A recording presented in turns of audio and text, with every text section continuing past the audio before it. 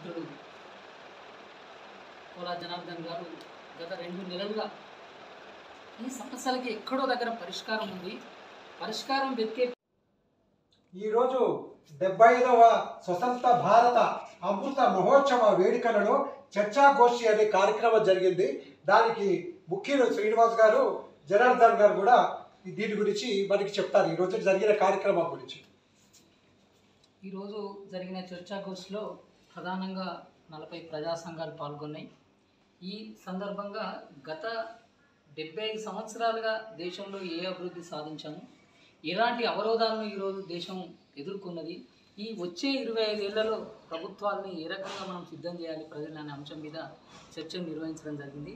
చర్చలో పాల్గొన్న వారందరూ కూడా అర్థవంతమైన సలహాలు సూచనలు చేస్తూ ప్రజాస్వామ్యంలో అనేక మార్పులు రావాల్సిన అవసరం ఉందని, ముఖ్యంగా నాణ్యమైన చదువు, మంచి ఆరోగ్యము, ఉపాధి అవకాశాల్లో మెరుగుదల కనబరచాలని అందరూ తమ అభిప్రాయాలను వెలుగుచ్చారు.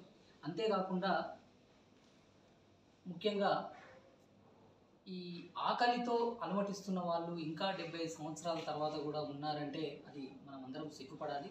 దానికోసం ఒక కార్యాచరణ ముందుకు తీసుకుపోవాలని సమావేశం తీర్మానం చేసింది.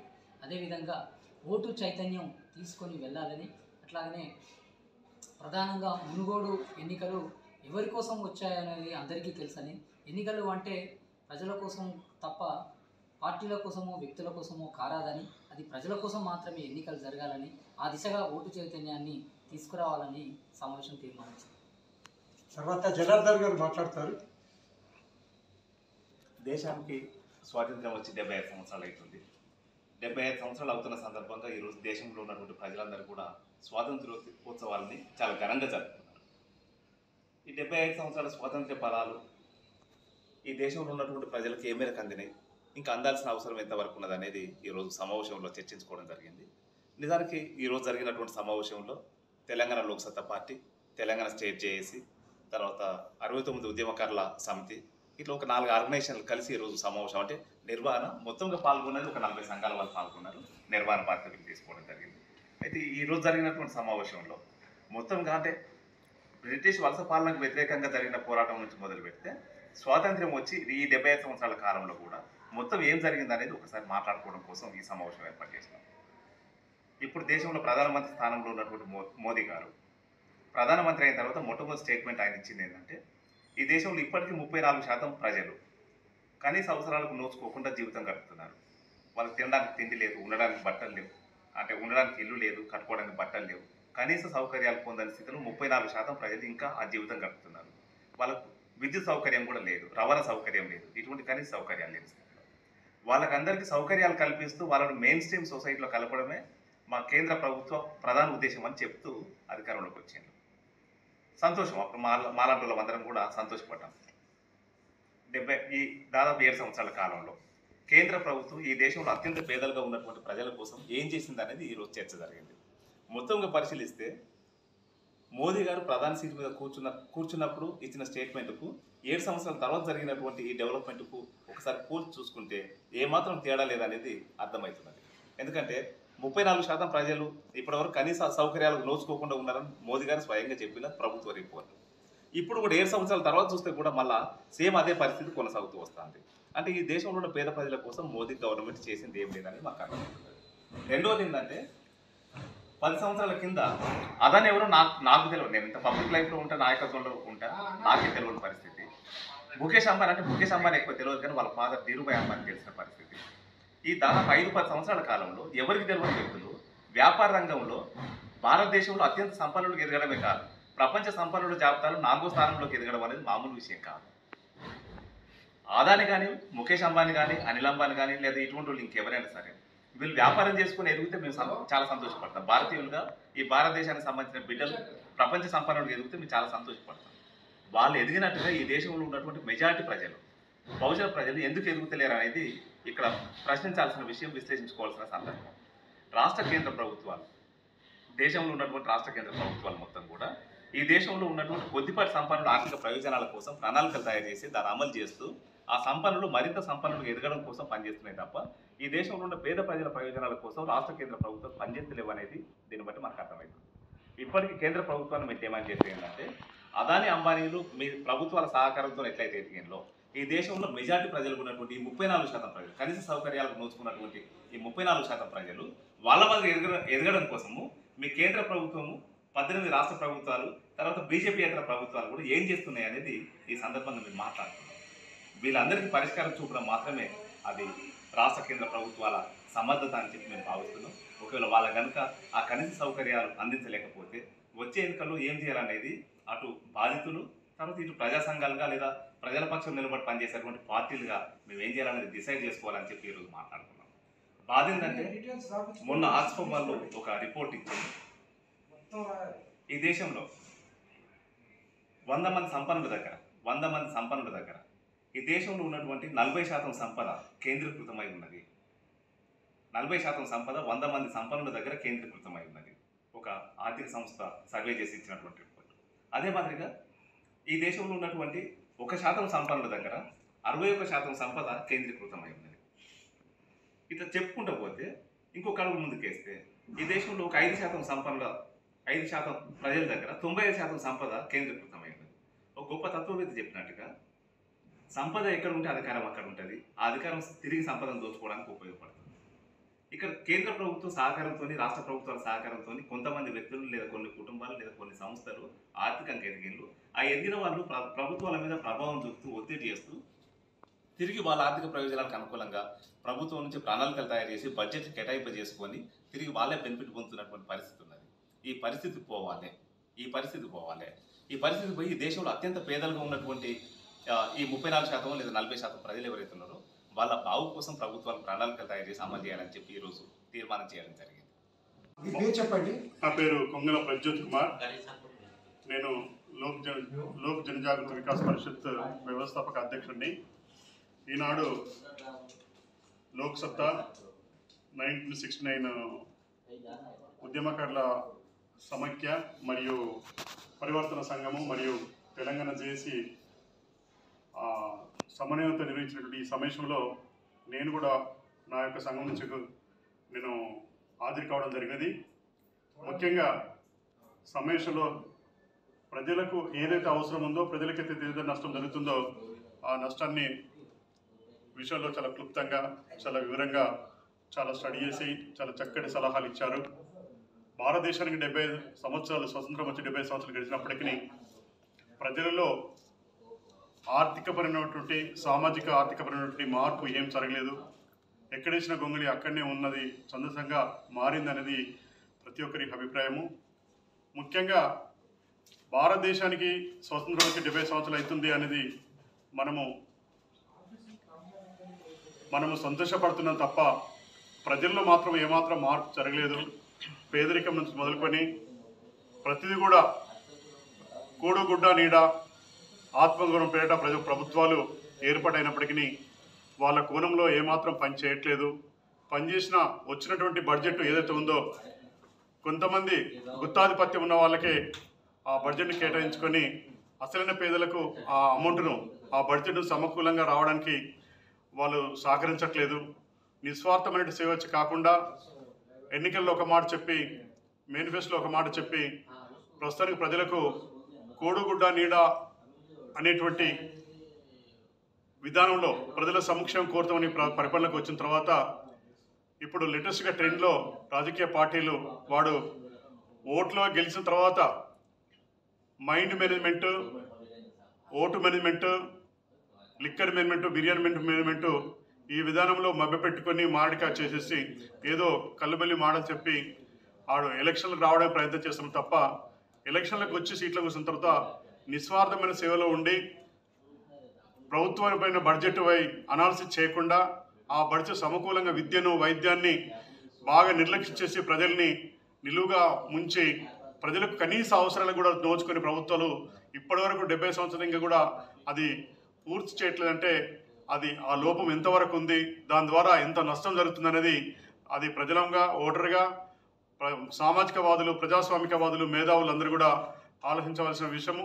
ఈ సంస్కృతి ఈ ఇప్పుడు ఓటు అనేది ఒక వ్యాపారంగా ఒక మంచి వ్యాపారంగా ఒక 100 కోట్లు సంపాదించుకున్నందుకు ఒక సోర్సెస్గానే మారిన విధంగా మార్చే విధంగా ఈ రాజకీయ పార్టీలు అలా తయారయ్యాయి. అట్లాంటి పార్టీలను ఆ విధానంలో ప్రజలు కూడా సహకరించకుండా రాబోయే ఎలక్షన్స్లో కూడా ప్రతిదీ కూడా ఓటేసే ముందు చాలా చక్కగా ఆలోచించి ప్రజాస్వామ్యం అనేది ఓటు హక్కు అనేది కొందరికి పరిమితమైనటువంటి ఓటు హక్కును ప్రతి పౌరుడికి డాక్టర్ బిఆర్ అంబేద్కర్ గారు ఎందుకు సంపాదించాడంటే ఆ ఓటుదారున ప్రజల అవసరాలు తీర్చుకుంటారని చెప్పి ఒక లీడర్ వస్తారని చెప్పి ఆ ఓటు హక్కును సాధించడం జరిగింది. కానీ అది సరైన విధానంలో దాన్ని ఉపయోగించుకోకుండా అది లిక్కర్కు అమ్ముడు పోయే విధంగా రాజకీయ నాయకులు దాన్ని ఒక వ్యాపారంగా మార్చుకున్నారు. కాబట్టి ఇక్కడ నుంచి ఆ విధానము ఇలాంటి సంస్కృతి ఇలా కొనబడితే భవిష్యత్ తరాలకు ఒక గొడ్డలు పెట్టుగా ఒక అభివృద్ధికి గొడ్డలు పెట్టుగా మారుతుంది. కాబట్టి దయచేసి ఈ సంస్కృతిపై ఈ విష సంస్కృతిపై ఈ ఓటు విధానంలో కొంత మార్పు తెచ్చే విధంగా ప్రజలందరూ కూడా ప్రజా చైతన్యం చేసే విధంగా ప్రతి ఒక్క యువత ముందుకొచ్చి మేధావర్గం కూడా దాని విషయంలో బాగా ఫోకస్ చేసి ఒక బ్రహ్మాండమైన చర్చ జరిపించాలని కోరుకుంటూ ఈ అవకాశం ఇచ్చారు. స్వాతంత్ర దినోత్సవాన్ని జరుపుకోవడం నా లైఫ్ లో ఫస్ట్ టైం. నాది కూడా బెస్ట్ టైం. ప్రొడక్టివ్ గా కూర్చున్నాము, చక్కగా మాట్లాడుతున్నాం, పడుకోకుండా ఊరికి టీవీ చూడకుండా ఇంకేదో చూడకుండా. సో చాలా ప్రొడక్టివ్ గా ఉంది. ఎవరికి కొంతమంది నమ్మారో లేదో కానీ నా జీవితంలో మాత్రం ఇది మంచి స్వాతంత్ర దినోత్సవం. నా 50 ఏళ్ళ నిండిన సందర్భంలో నేను ఈ మంచి స్వాతంత్ర దినోత్సవంలో ఉన్నాను. సో దీనికి మీ అందరికి ఏంటంటే టేకేవే ఎన్నో మాట్లాడుకున్నాం కదా, ఒక్క టేకేవేని మనం దీని నుంచి తీసుకెళ్ళి నెక్స్ట్ ఇయర్ ఇవాళ ఎవరెవరైతే వచ్చారో సార్ మొత్తం అందరి నెంబర్లు తీసుకుని నెక్స్ట్ ఇయర్ ఎవరో కూడా మిస్ కాకుండా మనం ఈ ప్లాట్ఫామ్ ఇంకో చోట మనందరం కలవాలి. ఫస్ట్ మనందరం నెక్స్ట్ ఇయర్ ఎటువంటి బస్సులో కలవాలి, బతికుంటే కలవాలి, బతికుంటే కలవాలి, బతుకుతాం. సార్ చెప్పినప్పుడు ఏంటంటే అందరూ బతుకుదాము, కలుద్దాం. ఈరోజు అంటే ఇది కలపాలి, ఇది కలిపితేనే మన పోరాటం, మీరందరూ సహకరిస్తేనే మనం పోరాటం ముందుకెళ్ళగలం. ఎందుకంటే ఎవరికాలు ఇండివిజువల్గా వెళ్తుంటే అది ముందుకెళ్ళడం అసాధ్యం అవుతుంది. ఎందుకంటే 2006 నుంచి లోక్సభ పార్టీలో నిత్యం పోరాటం చేసే వాళ్ళు నేను ఆయన పోటీ చేశానని చెప్తున్నారు. నేను కూడా అలాగే 3 సార్లు మాట్లాడి పోటీ చేశాను. విప్లవం అయ్యారు. నా గురించి తెలుసు. నా చుట్టూ రౌడీలు భూకబ్జాదారులు నించున్నారు. వాళ్ళందరూ చట్టాలు తెలుసు. వాళ్ళు నించున్న వాళ్ళు పక్క నుండి కూడా నించున్న వాళ్ళు కూడా తమ్ముడు నువ్వు నిజాయితీ కూడా నువ్వు సమర్థుడు నువ్వు అని అయినా సరే నేను మీకు సపోర్ట్ చేయలేకపోతున్నాను, ఏమనుకోవద్దని చెప్పారు. 786 రూపాయలు.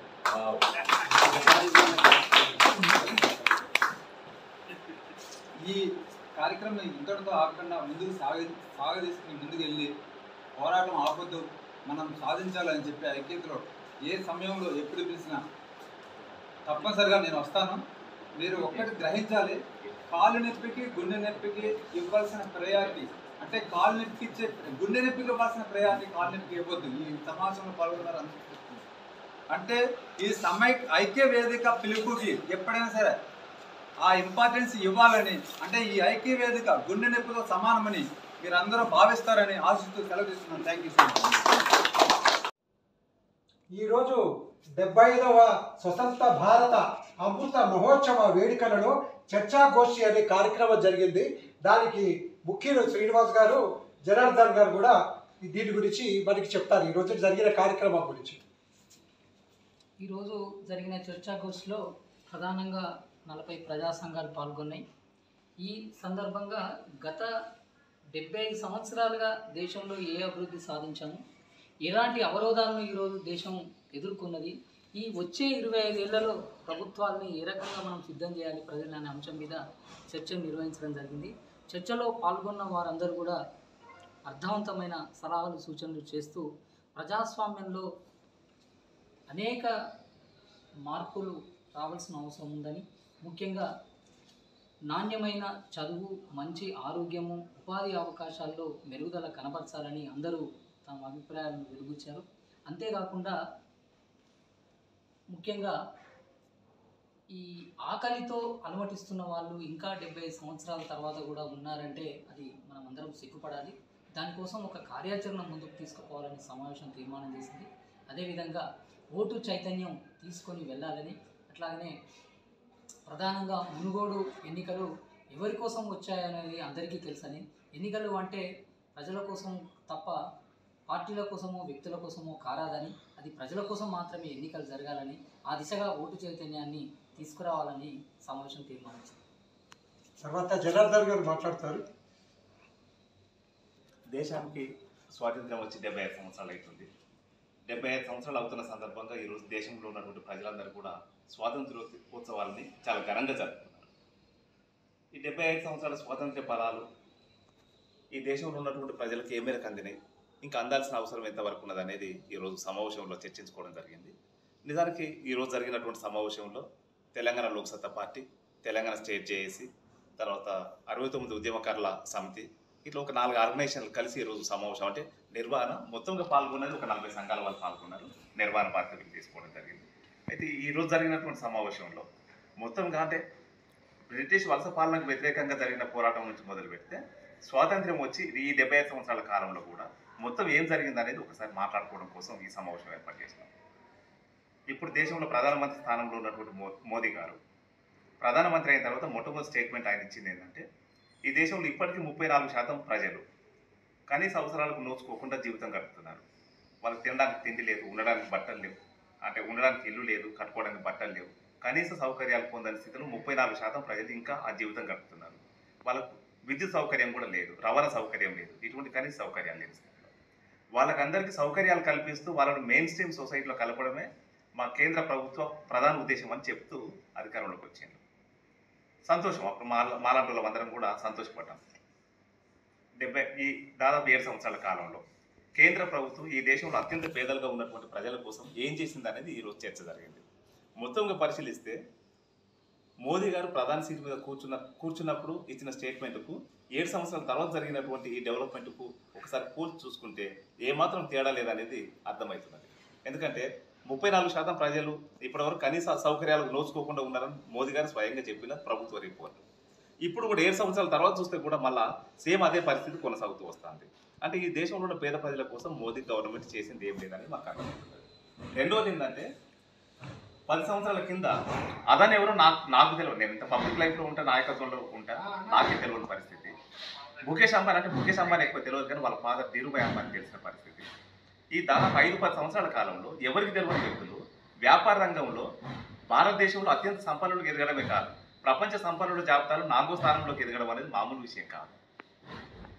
ఆదాని కానీ, ముఖేష్ అంబానీ కానీ, అనిల్ అంబానీ కానీ, లేదా ఇటువంటి వాళ్ళు ఇంకెవరైనా సరే వీళ్ళు వ్యాపారం చేసుకుని ఎదిగితే మేము చాలా సంతోషపడతాం. భారతీయులుగా ఈ భారతదేశానికి సంబంధించిన బిడ్డలు ప్రపంచ సంపన్నులకు ఎదిగితే మేము చాలా సంతోషపడతాం.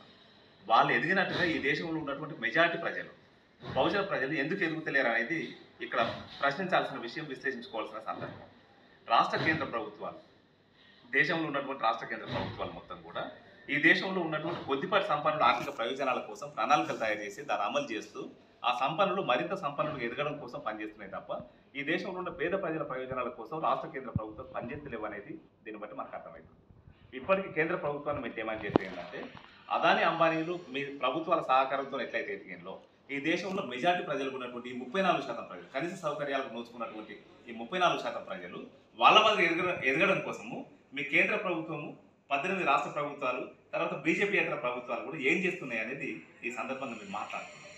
వీళ్ళందరికీ పరిష్కారం చూపడం మాత్రమే అది రాష్ట్ర కేంద్ర ప్రభుత్వాల సమర్థత అని చెప్పి మేము భావిస్తున్నాం. ఒకవేళ వాళ్ళ కనుక ఆ కనీస సౌకర్యాలు అందించలేకపోతే వచ్చే ఎన్నికల్లో ఏం చేయాలనేది అటు బాధితులు, తర్వాత ఇటు ప్రజా సంఘాలుగా లేదా ప్రజల పక్షం నిలబడి పనిచేసేటువంటి పార్టీలుగా మేము ఏం చేయాలనేది డిసైడ్ చేసుకోవాలని చెప్పి ఈరోజు మాట్లాడుతున్నాం. బాధ ఏంటంటే మొన్న ఆక్స్ఫామ్ వాళ్ళు ఒక రిపోర్ట్ ఇచ్చింది. ఈ దేశంలో 100 మంది సంపన్నుల దగ్గర ఈ దేశంలో ఉన్నటువంటి 40% సంపద కేంద్రీకృతమై ఉన్నది. 40% సంపద 100 మంది సంపన్నుల దగ్గర కేంద్రీకృతమై ఉన్నది.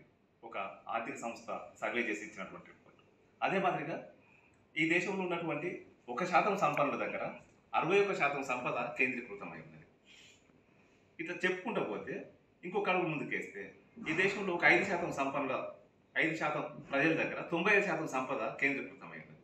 ఒక గొప్ప తత్వవేత్త చెప్పినట్టుగా సంపద ఎక్కడ ఉంటే అధికారం అక్కడ ఉంటుంది. ఆ అధికారం తిరిగి సంపదను దోచుకోవడానికి ఉపయోగపడుతుంది. ఇక్కడ కేంద్ర ప్రభుత్వం సహకారంతో, రాష్ట్ర ప్రభుత్వాల సహకారంతో కొంతమంది వ్యక్తులు లేదా కొన్ని కుటుంబాలు లేదా కొన్ని సంస్థలు ఆర్థికంగా ఎదిగిళ్ళు. ఆ ఎదిగిన వాళ్ళు ప్రభుత్వాల మీద ప్రభావం చూపుతూ ఒత్తిడి చేస్తూ తిరిగి వాళ్ళ ఆర్థిక ప్రయోజనాలకు అనుకూలంగా ప్రభుత్వం నుంచి ప్రణాళికలు తయారు చేసి బడ్జెట్ కేటాయింపు చేసుకొని తిరిగి వాళ్ళే బెనిఫిట్ పొందుతున్నటువంటి పరిస్థితి ఉన్నది. ఈ పరిస్థితి పోవాలి. ఈ పరిస్థితి పోయి దేశంలో అత్యంత పేదలుగా ఉన్నటువంటి ఈ 34% లేదా 40% ప్రజలు ఎవరైతే ఉన్నారో వాళ్ళ బావు కోసం ప్రభుత్వాలు ప్రణాళికలు తయారు చేసి అమలు చేయాలని చెప్పి ఈరోజు తీర్మానం చేయడం జరిగింది. పోరాటం చేసి అనేక త్యాగాలు చేసి స్వాతంత్ర్యాన్ని సాధించుకున్నామో ఆ స్వాతంత్ర్య ఫలాలు ఈ దేశ ప్రజలకు అందుతలేవని భావించాల్సి ఉంటుంది. అందుతలేవు కూడా. కాబట్టి రాబోయే కాలంలో ఇప్పటి వరకు ప్రభుత్వాలన్నీ కూడా ఈ దేశంలో ఉన్న సంపన్నుల ప్రయోజనాలకు అనుకూలంగా పనిచేస్తూ వచ్చినాయి. రాబోయే కాలంలో పేద ప్రజల కేంద్రంగా, పేద ప్రజల ప్రయోజనాల కేంద్రంగా పనిచేయాల్సిన అవసరం ఉన్నదని చెప్పి ఈరోజు మేము తీర్మానం చేసుకోవడం జరిగింది. ఏ జిల్లాల నుంచి వచ్చారు? ఒక 40 సంఘాలకు సంబంధించి 100 మంది పాల్గొన్నారు. ఆ 100 మంది కూడా వివిధ సంఘాల ప్రతినిధులు, ప్రజలు, సాధారణ ప్రజల ప్రతినిధులు లేదా నాయకులు వాళ్ళందరూ కూడా. దాంట్లో జిల్లాలకు సంబంధించిన విషయానికి వస్తే వరంగల్, నిజామాబాద్, ఆదిలాబాద్, తర్వాత ఖమ్మం, మంచిర్యాల, ఇక్కడ హైదరాబాద్, రంగారెడ్డి జిల్లా, ఇట్లా ఈ దాదాపు తెలంగాణలో ఉన్నటువంటి ఒక 10 జిల్లాలకు సంబంధించిన వాళ్ళు ఈరోజు సమావేశంలో పాల్గొని చర్చలో పాల్గొనడం జరిగింది. వాళ్ళందరూ కలిసి కలెక్టివ్గా ఈరోజు ఒక సమావేశంలో కొన్ని చర్చ పెట్టిన కొన్ని తీర్మానాలు చేసినాం. వచ్చే 20 తారీఖు నాడు మరొకసారి కూర్చొని బ్రాడర్ బేస్ ఇక్కడ తెలంగాణ రాష్ట్రంతో పాటు దేశవ్యాప్తంగా విద్యా విధానం ఎట్లా ఉన్నది, వైద్య విధానం ఎట్లా ఉన్నది, ఈ విద్యా వైద్యం ఈ దేశంలో ఉన్న విద్యార్థులకు అందరికీ ప్రభుత్వం బాధ్యత వహించి ఆ సేవలు అందించడం కోసం ఏం చేద్దామనేది ఒక కార్యాచరణ రూపొందించుకొని పనిచేయడం కోసం నిర్ణయించుకున్నాం. విద్య, వైద్యం, వ్యవసాయ రంగం, ఉపాధి అవకాశాలు, నిరుద్యోగ సమస్య, ఇటువంటి ఇండస్ట్రియలైజేషన్, ఇటువంటి ప్రధానమైన సమస్యల మీద చర్చించడం జరిగింది. అదే మాదిరిగా ఇంకొక ముఖ్యమైన విషయం ఏంటంటే కేంద్ర ప్రభుత్వ రంగ సంస్థలు ప్రైవేటీకరణ అనే పేరుతోని గుజరాత్ చౌకలు దోచిపెడుతున్నటువంటి సందర్భాన్ని కూడా చర్చించుకోవడం జరుగుతున్నది. ఎందుకంటే ఇది మన తెలంగాణ గడ్డ మీద మనం సమావేశం ఏర్పాటు చేసుకుంటున్నాం. నిన్న దాకా తెలంగాణ ఉద్యమం జరిగింది. తెలంగాణ ఉద్యమం జరిగిన కాలంలో ఆంధ్ర సంపన్న వర్గాలు తెలంగాణ సంపదను ఎట్లా దోపిడీ చేస్తున్నాయి అనేది ఇంటింటికి తిరిగి ప్రజలకు చెప్పి వాళ్ళకు అర్థం చేయించి తెలంగాణ ఉద్యమంలో భాగం చేసి తెలంగాణ రాష్ట్రాన్ని సాధించుకున్నాం. తెలంగాణ సంపద ఆంధ్ర సంపన్న వర్గాలు దోపిడీ చేస్తే, తెలంగాణ సంపద ఆంధ్ర సంపన్న వర్గాలు దోపిడీ చేస్తే ఆ దోపిడీకి వ్యతిరేకంగా పెద్ద ఎత్తున పోరాటం చేసి తెలంగాణ రాష్ట్రాన్ని సాధించుకున్నాం. దేశ సంపద గుజరాత్ వాళ్ళు దోపిడీ చేసినప్పుడు కూడా ఆ దోపిడీకి వ్యతిరేకంగా కూడా తెలంగాణ స్ఫూర్తితో, తెలంగాణ చైతన్యంతో ఈ పోరాటాన్ని అటువైపు కూడా తీసుకుపోవడం కోసం మేము సిద్ధమవుతున్నటువంటి సందర్భం. గుజరాత్ వాళ్ళు ఈరోజు దేశమంతా కూడా విస్తరించి అన్ని రాష్ట్రాలలో, అన్ని నగరాలలో, అది నగరాల నుంచి అంటే పట్టణం నుంచి పల్లె వరకు విస్తరించి వాళ్ళ వ్యాపారాలు విస్తరించి యథేచ్ఛగా దోపిడీలు చేస్తున్నారు. ఒక మాటలో చెప్పాలంటే కేంద్ర ప్రభుత్వంతో పాటుగా ఇక్కడ ప్రభుత్వం అంటే జాతీయ బ్యాంకింగ్ వ్యవస్థ కూడా వాళ్ళ దోపిడీకి అనుకూలంగా పనిచేస్తున్నటువంటి నేపథ్యం కూడా ఉన్నది. దాన్ని కూడా పరిశీలనలోకి తీసుకున్నాం. మొన్నటికి మొన్న వరుణ్ గాంధీ ఒక స్టేట్మెంట్ ఇచ్చింది. బీజేపీ ఎంపీ వరుణ్ గాంధీ గారు స్టేట్మెంట్ ఇచ్చింది. ఈ దేశంలో 1000 కోట్లకు పైన సంపద కలిగినటువంటి వాళ్ళు, 1000 కోట్లకు పైన సంపద కలిగినటువంటి వాళ్ళు బ్యాంకుల నుండి 90% రుణాలు తీసుకుంటారు. 1000 కోట్లకు పైన సంపద కలిగిన వాళ్ళు కొంతమంది ఉంటారు. అంత 5,000 మంది, 10,000 మంది ఉంటారు. మొత్తం సంపద మొత్తం అంటే బ్యాంకుల నుంచి రుణాలు తీసుకునేది మొత్తం కూడా వాళ్ళే అంటే మిగతా 10% రుణాలు కొద్దిమంది తీసుకోవడానికి అవకాశం ఉంటుంది. అత్యధికంగా రుణాలు తీసుకొని ఆ రుణాలు ఎగబెట్టిన చరిత్ర గుజరాత్ నుండి మొదలు పెడితే దేశవ్యాప్తంగా ఉన్నటువంటి సంపన్న వర్గాలందరూ కూడా బ్యాంకుల నుంచి రుణాలు తీసుకొని వాళ్ళు ఎగబెడుతున్నారు. ఆ ఎగబెట్టిన వారికి కేంద్ర ప్రభుత్వం బాధ్యత వహించి వాటిని ఎన్పిఏ కింద ప్రకటించి ఆ రుణాలు మాఫీ చేస్తున్నటువంటి నేపథ్యం కూడా మనం చూస్తున్నాం. కాబట్టి ఈ మొత్తం ప్రాసెస్కు వ్యతిరేకంగా కొంతమంది వ్యక్తులకు లేదా కొన్ని సంస్థలకే బ్యాంకు రుణాలు ఇచ్చి వాళ్ళకు సహకరించి వాళ్ళు ఎదిగే విధంగా వాళ్ళ విధానాలు ప్రకటించుకొని వాళ్ళు పనిచేయడం అనేది ఈ దేశానికి అత్యంత ప్రమాదకరమైన పరిస్థితి అని చెప్పి మేము భావిస్తున్నాం. కొంతమంది వ్యక్తులు బ్యాంకుల నుంచి రుణాలు తీసుకొని ఆ రుణాలు ఎగబెట్టి రుణాలు తీసుకున్న వాళ్ళు లక్షల కోట్లు సంపాదించుకొని వాళ్ళు తెలుసాలు చేస్తున్నారు. రుణాలు పొందలేక 90% ప్రజలు బ్యాంకుల చుట్టూ తిరిగి అలసిపోయి చెప్పులాగిపోయేటువంటి పరిస్థితి చూస్తున్నాం. కాబట్టి బ్యాంకింగ్ విధానం, కేంద్ర ప్రభుత్వ విధానం, రాష్ట్ర ప్రభుత్వ విధానం, ఈ సెక్టార్లు మొత్తం కూడా పేద ప్రజల కేంద్రంగా వాళ్ళ రాజకీయ ఆర్థిక విధానాలు ఉండాలి. కానీ సంపన్న వర్గాల ప్రయోజనం కోసం వాళ్ళు విధానాలు రూపొందించుకుని అమలు చేస్తే అది పేద ప్రజలకు ప్రమాదకరంగా మారుతుంది, దేశానికి కూడా ప్రమాదకరంగా మారుతుంది అని చెప్పి మేము భావిస్తున్నాం. చెప్పండి. నా పేరు కొంగల ప్రజ్యోత్ కుమార్. నేను లోక్ జనజాగృతి వికాస్ పరిషత్ వ్యవస్థాపక అధ్యక్షుడిని. ఈనాడు లోక్ సత్తా 1969 ఉద్యమకారుల సమైక్య మరియు పరివర్తన సంఘము మరియు తెలంగాణ జేఏసీ సమన్వయంతో నిర్వహించినటువంటి ఈ సమావేశంలో నేను కూడా నా యొక్క సంఘం నుంచి నేను హాజరు కావడం జరిగినది. ముఖ్యంగా సమావేశంలో ప్రజలకు ఏదైతే అవసరం ఉందో, ప్రజలకైతే ఏదైతే నష్టం జరుగుతుందో ఆ నష్టాన్ని విషయంలో చాలా క్లుప్తంగా, చాలా వివరంగా, చాలా స్టడీ చేసి చాలా చక్కటి సలహాలు ఇచ్చారు. భారతదేశానికి 75 సంవత్సరాలు స్వతంత్రం వచ్చి 70 సంవత్సరాలు గడిచినప్పటికీ ప్రజలలో ఆర్థికపరమైనటువంటి, సామాజిక ఆర్థికపరమైనటువంటి మార్పు ఏం జరగలేదు. ఎక్కడేసిన గొంగళి అక్కడనే ఉన్నది, సంతోషంగా మారిందనేది ప్రతి ఒక్కరి అభిప్రాయము. ముఖ్యంగా భారతదేశానికి స్వతంత్రం వచ్చి 70 సంవత్సరాలు అవుతుంది అనేది మనము సంతోషపడుతున్నాం తప్ప ప్రజల్లో మాత్రం ఏమాత్రం మార్పు జరగలేదు. పేదరికం నుంచి మొదలుకొని ప్రతిదీ కూడా కూడుగుడ్డ నీడ ఆత్మగౌరవం పేరిట ప్రభుత్వాలు ఏర్పాటైనప్పటికీ వాళ్ళ కోణంలో ఏమాత్రం పని చేయట్లేదు. పనిచేసిన వచ్చినటువంటి బడ్జెట్ ఏదైతే ఉందో కొంతమంది గుత్తాధిపత్యం ఉన్న వాళ్ళకే ఆ బడ్జెట్ని కేటాయించుకొని అసలైన పేదలకు ఆ అమౌంట్ను, ఆ బడ్జెట్ను సమకూలంగా రావడానికి వాళ్ళు సహకరించట్లేదు. నిస్వార్థమైన సేవ కాకుండా ఎన్నికల్లో ఒక మాట చెప్పి, మేనిఫెస్టోలో ఒక మాట చెప్పి ప్రస్తుతానికి ప్రజలకు కోడుగుడ్డ నీడ అనేటువంటి విధానంలో ప్రజల సంక్షేమం కోరుతామని పరిపాలనకు వచ్చిన తర్వాత ఇప్పుడు లేటెస్ట్గా ట్రెండ్లో రాజకీయ పార్టీలు వాడు ఓట్లో గెలిచిన తర్వాత mind management, vote management, liquor management, biryani management ఈ విధానంలో మభ్యపెట్టుకొని మాడికా చేసేసి ఏదో కళ్ళబెల్లి మాడని చెప్పి ఆడు ఎలక్షన్లకు రావడానికి ప్రయత్నం చేస్తాం తప్ప ఎలక్షన్లకు వచ్చి సీట్లకు వచ్చిన తర్వాత నిస్వార్థమైన సేవలో ఉండి ప్రభుత్వమైన బడ్జెట్ అనాలిసిస్ చేయకుండా ఆ బడ్జెట్ సమకూలంగా విద్యను, వైద్యాన్ని బాగా నిర్లక్ష్యం చేసి ప్రజల్ని నిలువుగా ముంచి ప్రజలకు కనీస అవసరాలకు కూడా దోచుకొని ప్రభుత్వాలు ఇప్పటివరకు 70 సంవత్సరాలు ఇంకా కూడా అది పూర్తి చేయట్లేదంటే అది ఆ లోపం ఎంతవరకు ఉంది, దాని ద్వారా ఎంత నష్టం జరుగుతుందనేది అది ప్రజలంగా, ఓటర్గా, సామాజికవాదులు, ప్రజాస్వామికవాదులు, మేధావులు అందరూ కూడా ఆలోచించవలసిన విషయము. ఈ సంస్కృతి